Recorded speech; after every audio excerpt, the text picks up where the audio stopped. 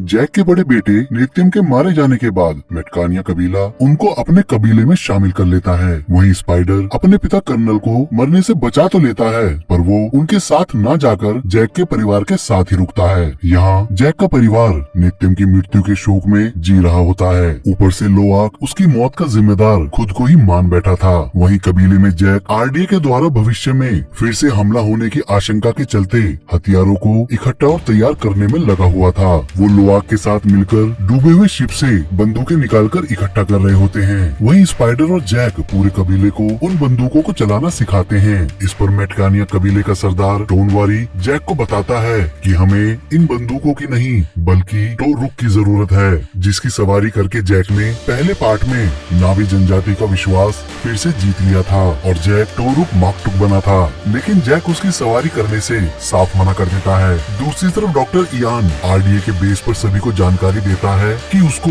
Ship के मलबे के पास किसी भी नावी की लाश नहीं मिली। तो कर्नल समझ जाता है कि जैक अभी भी जिंदा है और वो उसकी खोज जारी रखता है। इधर जैक नितेरी के तीरों पर छोटे रॉकेट लगाकर उसे देता है, पर क्योंकि नावी लोग लोहे को श्रापित मानते थे, इसीलिए नितेरी उसे तुरंत नीचे गिरा देती है। उसकी इस बात से गुस्सा होकर जैक सारा इल्जाम माँ एवा पर लगा देता है। तभी नितेरी रोती उसे समझाती है कि उसके जीवन में ना तो अब उसके अपने हैं और ना उसका जंगल बचा है। तो जैक तुरंत उसे गले लगाकर समझाता है कि मैं तुम्हारा ही परिवार हूँ और जो हमेशा उसके साथ रहेगा। वहीं सारे बच्चे मिलकर अपने अपने तुलकुन भाई बहनों के साथ समुद्र में खेल रहे होते हैं। फिर उसी रात स्पाइडर की ऑक्सीजन खत्म हो जाने की वजह से वो सोते समय ठीक से सांस नहीं ले पाता। तो जैक समय रहते दूसरे ऑक्सीजन मास्क को स्पाइडर पर लगाकर उसकी ऑक्सीजन चालू कर देता है। स्पाइडर बाल बाल बचता है। फिर भविष्य में ऑक्सीजन खत्म हो जाने का डर जैक के चेहरे पर साफ झलकता है। अगली सुबह हवाई सौदागर अपने सामानों को बेचने के लिए उनके यहाँ पहुँचते हैं। अब क्योंकि जैक को स्पाइडर की चिंता थी कि वो हर समय ऑक्सीजन मास्क लगाकर नहीं रह सकता,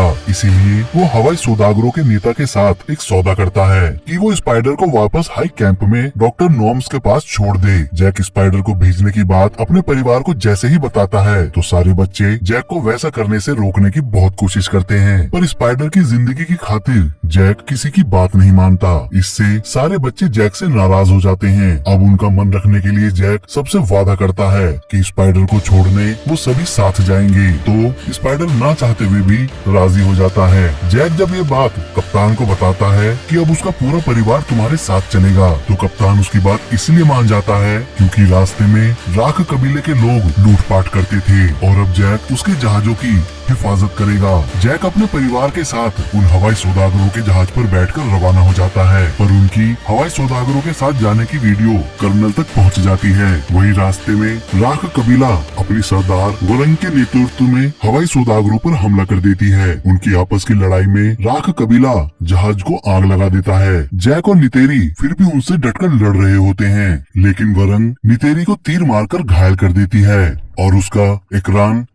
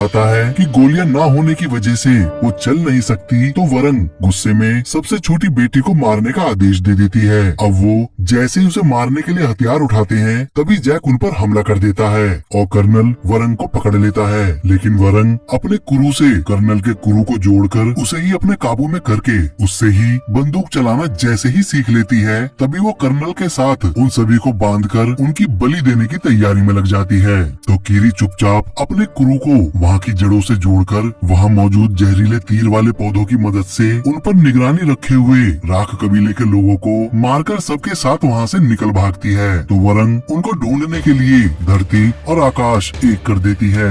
दूसरी तरफ नितेरी का इकराम उसको हाई कैंप ले आता है। वहाँ डॉक्टर उसकी सर्जरी करके उसका तीर निकाल देते हैं। होश में आने पर नितेरी उन्हें और अपनी माँ मुआत को बताती है कि उसके बच्चे मुश्किल में हैं। तभी कैंप में मौजूद डॉक्टर नॉम अपने लोगों के साथ अपने अवतार में आकर उन्हें ढूंढने के लिए निकल जाता है।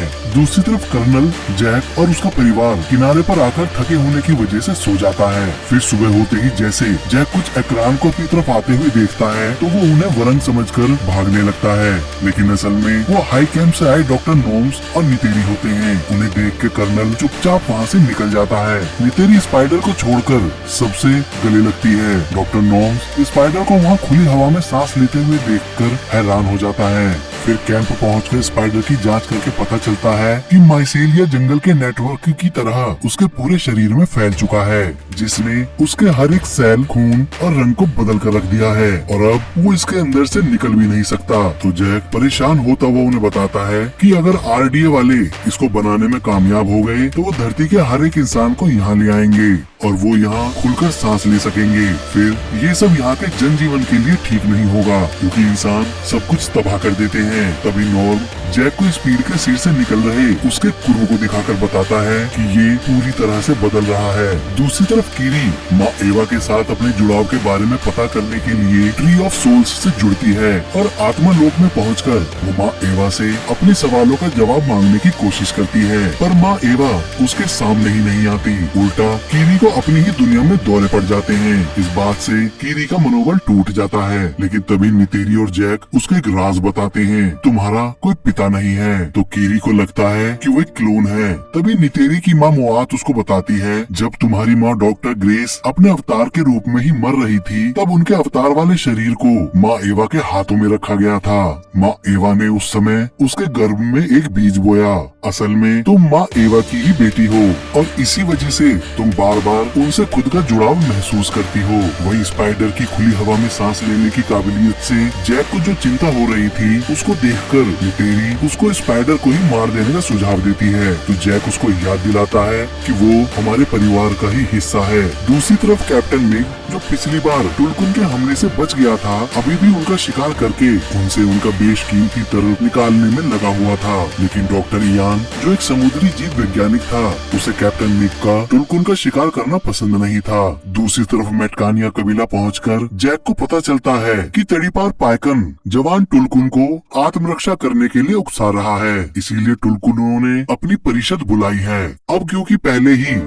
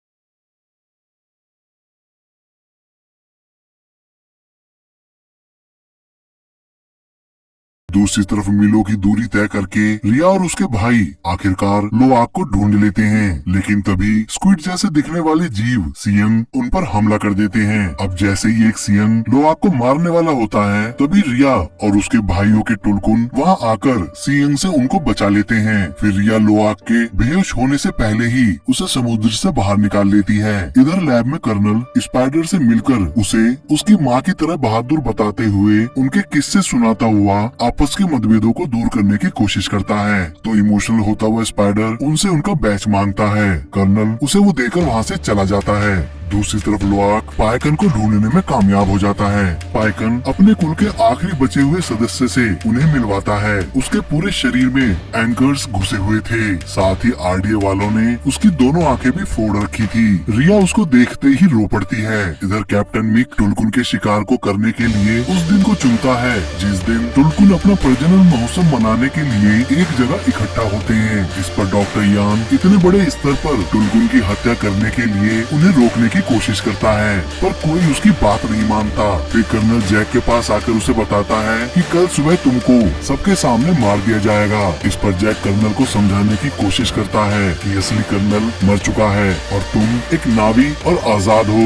तुम्हें बस एक बार माँ एवा के आत्मलोक का एहसास करना चाहिए। उसकी बात सुनकर कर्नल वहाँ से तुरंत निकल जाता है। ठीक उसी समय स्पाइडर कर्नल के बैच की मदद से अपने रूम का जाल खोलकर भाग जाता है। इधर नितेरी अपने पति जैक को बचाने के लिए धनुष और बम लगे तीर को आखिरकार उठा ही लेती है और फिर राख कबीले के कुछ पहरेदारों को मारकर उनकी IFF ID लेकर बड़ी आसानी से आरडीए के बेस में घुस जाती है। वही स्पाइडर मास्क पहनकर जैक को छुड़ाने के लिए लोगों की भीड़ में शामिल हो जाता है। इतने में डॉक्टर इयान भी जैक को उसकी कैद से निकालने के लिए एक विशाल बुलडोजर का इस्तेमाल करने के लिए उसमें चढ़ जाता है। वही नितेरी वरन के तंबू में घुसकर उसकी जान के बदले जैक को कैद करके रखने वाली जगह का पता लगा लेती है, लेकिन तभी कर्नल नितेरी को देखकर उस पर गोलियां चला देता है। नितेरी उससे और बाकी राख कबीले के लोगों से बचती हुई अपने एकरान पर बैठकर वहाँ ब्लास्ट करना शुरू कर देती है। तो वहाँ मौजूद सैनिक भी उस पर हमला करते हुए उसके पीछे लग जाते हैं। इतने में डॉक्टर यान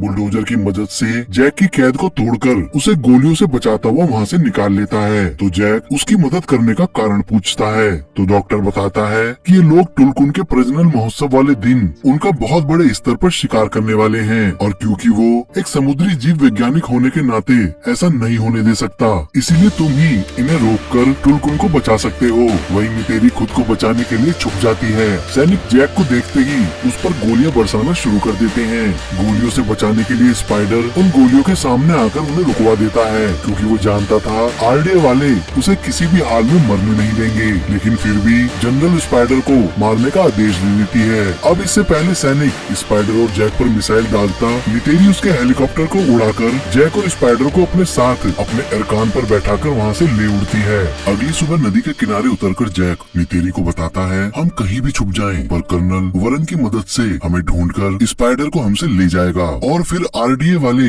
उस पर रिसर्च करके बिना ऑक्सीजन के इंसानों का यहाँ की हवा में सांस लेने के तरीके को खोजकर उन्हें यहीं ले आएंगे। फिर वो सारे नावी जीव जंतु सभी को खत्म करके पृथ्वी की तरह इस ग्रह को भी नष्ट कर देंगे। और अब इस ग्रह को बचाने के लिए जैक स्पाइडर को जान से मारने की बात कहता है। जैक की ऐसी बात सुनकर नितेरी पहली बार उसकी बात से सहमत नहीं होती क्योंकि उसी ने बेस पर जैक की जान बचाई थी। जैक फिर भी स्पाइडर को घने जंगल में ले जाकर मारने की कोशिश करता है। उसी समय नितेरी टूट जाती है और स्पाइडर को बचाने के लिए जैक के पीछे जंगल में दौड़ पड़ती है। वो देखती है कि पूरी कोशिश करने पर भी जैक स्पाइडर को मार ही नहीं पाता क्योंकि जैक उसको अपने बच्चे की तरह प्यार करता था और वो खुद ही रो रहा था। नितेरी भी रोती हुई स्पाइडर को अपने परिवार का हिस्सा मानकर हमेशा साथ रहने का वादा करती है। फिर जैक दूसरे रास्ते को चुनकर सीधा अपने टोरुक के पास आता है और उसको लेकर मेटकानिया कबीला पहुंचकर टोनवारी से सभी कबीलों को बुलावा भिजवा देता है कि टोरुक माक्टू ने उन्हें याद किया है। फिर एक ही दिन में आसपास के सभी कबीले मेटकानिया पहुंच जाते हैं। जैक सबको लड़ाई के लिए तैयार कर लेता है। उसके बाद वो टुलकुन की परिषद को भी बुलवाता है और प्रजनन महोत्सव में होने वाले टुलकुन के नरसंहार की चेतावनी महामाता को दे देता है। लेकिन महामाता किसी की जान न लेने वाले अपने नियम पर बनी रहती है और किसी भी तरह की कार्रवाई करने से साफ मना कर देती है। ठीक उसी समय लोवाक, पाइकन और पाइकन के कबीले की आखिरी बची हुई टुलकुन दनोक वहाँ आते हैं। दनोक की हालत और दर्द, साथ ही लोवाक और उसके साथियों का खुद को बेदखल करने की धमकी देखकर महामाता फिर से विचार करने का समय मांगकर वहाँ से चली जाती है। अगली सुबह आरडीए वाले भारी तादाद में सैनिक बल के साथ टुलकुन का शिकार करने के लिए मेटकानिया पहुँचते हैं। तभी टुलकुन महामाता सबसे पहले आरडीए के शिप पर ही हमला कर देती है। उनको अपने साथ देखकर सारे कबीले वाले खुश होकर आरडीए के शिप, हेलीकॉप्टर, सबमरीन्स को नष्ट करना शुरू कर देते हैं। कबीले वाले जंग को लगभग जीत ही रहे होते हैं, लेकिन तभी कर्नल राख कबीले के साथ जैक के लोगों पर हमला करके युद्ध का रुख ही बदल देता है। फिर सबको मरता देख कीरी पानी के अंदर कूदकर माँ एवा से जुड़ने चली जाती है, तो उसको बचाने के लिए स्पाइडर और लोआक भी पानी में कूद जाते हैं, पर लोआक को रिया के साथ जाना पड़ता है। पानी के अंदर कीरी खुद को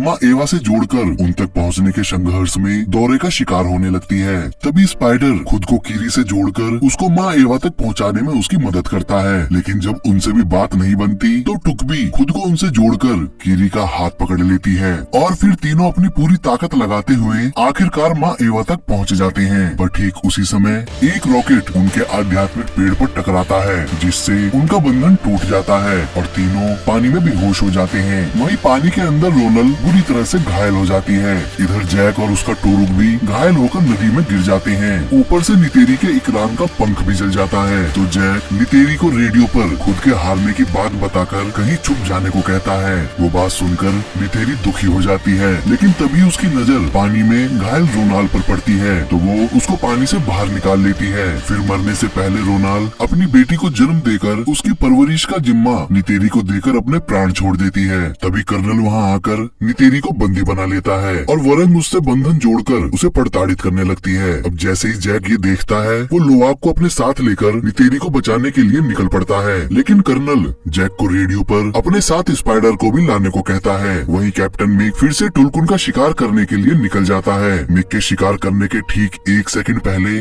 आध्यात्मिक पेड़ पर रोशनी फूट पड़ती है और माँ एवा सियंग के पूरे झुंड को कीरी के पास भेज देती है। कीरी उनको सारे इंसानों को मारने का आदेश देते हुए उनसे आरडीए वालों पर हमला करवा देती है। सियंग पलक झपकते ही बोट, शिप, सबमरीन्स सबको नष्ट कर डालती है। इधर तनोक को कैप्टन मिक मिलता है। वो उसको अपने मुंह में दबाकर पानी की गहराई में ले जाकर मार डालती है और अपने कुल का बदला लेती है। तभी घायल टोरुक फिर से उठकर बहुत जोर से चिंगाड़ता है, जिसकी पुकार सुनकर एकरान के झुंड वहाँ आकर राख कबीले वालों पर हवा में ही हमला कर देते हैं और खुद टोरुक आरडीए वालों की मदरशिप को तबाह कर देता है। अब शिप का इंजन खराब हो जाने की वजह से वहाँ की मैग्नेटिक फील्ड शिप को अपने अंदर खींचने लगती है, तो जनरल शिप खाली करने का आदेश दे देती है। वही शिप के ऊपर स्पाइडर कर्नल के पास आकर उसके बदले नितेरी, टुक और रोनाल के नवजात बच्चे को छोड़ने की शर्त रखता है, जिसको कर्नल तुरंत मान जाता है। पर जैसे ही वो स्पाइडर को अपने साथ लेता है, तभी राख कबीले वाले नितेरी पर गन तान देते हैं, तो लोआक वहाँ मौजूद सभी को गोली मार देता है। पर वरंग नितेरी से लड़ने लगती है और जैसे ही उसका सिर काटने वाली होती है, तभी कीरी वहाँ आकर अपने कुरु से वरंग के कुरु को जोड़कर उसको ही काबू करके माँ एवा की ताकत की